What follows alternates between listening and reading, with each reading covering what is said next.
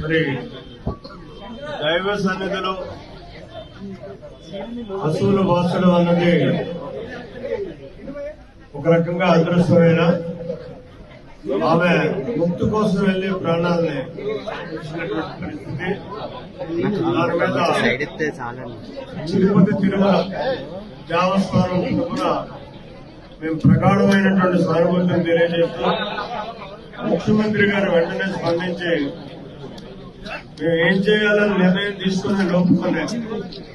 నా రాజుగారు చెప్పినట్టుగా మరి 25 లక్షల రూపాయలు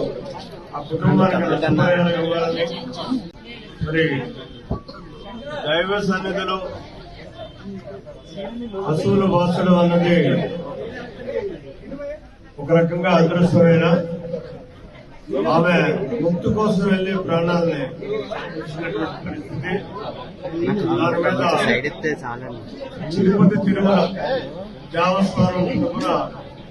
మేము ప్రగాఢమైనటువంటి సానుభూతిని తెలియజేస్తూ ముఖ్యమంత్రి గారు వెంటనే స్పందించి మేము ఏం చేయాలని నిర్ణయం తీసుకుని లోపుకునే నా రాజుగారు చెప్పినట్టుగా మరి 25 లక్షల రూపాయలు ఆ కుటుంబానికి నష్టపరిహారం ఇవ్వాలని,